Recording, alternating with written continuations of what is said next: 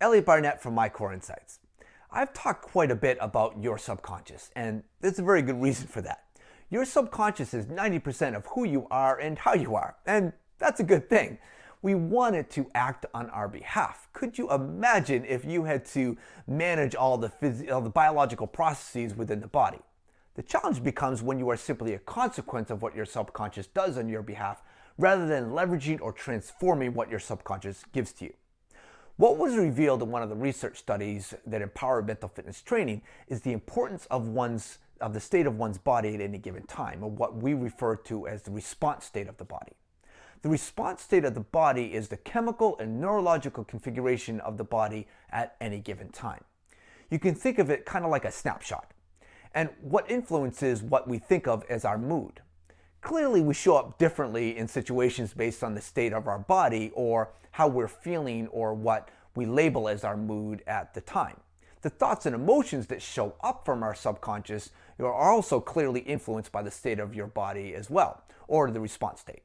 The fact that we don't choose our thoughts or emotions, or that they simply show up from our subconscious and drive preconscious primate effects that end up driving our responses to situations, means that becoming more aware of the state of the body and be able to influence it directly is crucial if we want to be effective in our lives.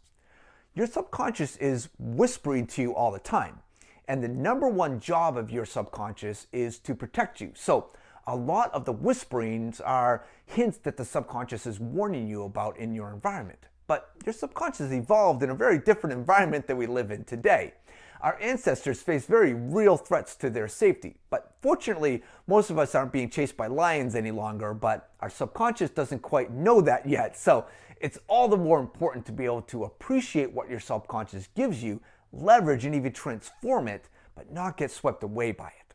Becoming more in tune with the slight physiological changes is crucial to living your optimal life.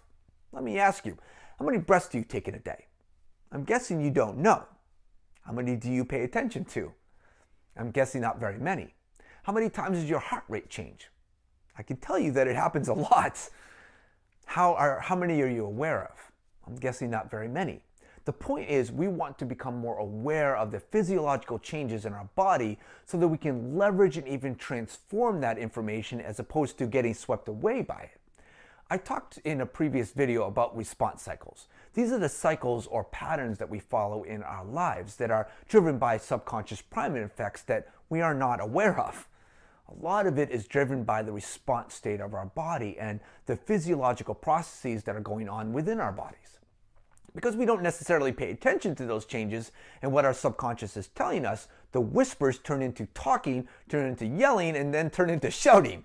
This is what a lot of people refer to as a panic attack, or getting overwhelmed by their anxiety, or being triggered and reacting to a situation negatively. The danger is that the more we allow this, the more the subconscious goes right to the shouting and skips the whispering. So, what is the solution? Mindfulness practice allows us to become more aware of the physiology of our bodies. It doesn't have to be an overwhelming concept.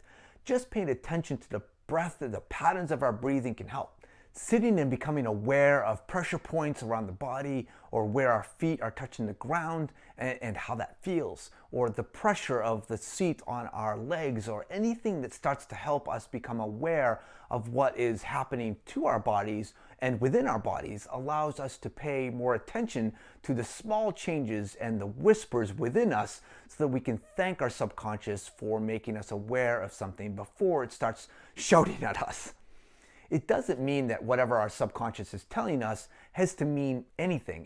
It might just be noise. We can simply say thank you to our subconscious. Now I know what to do. Reach out anytime. I'm here for you.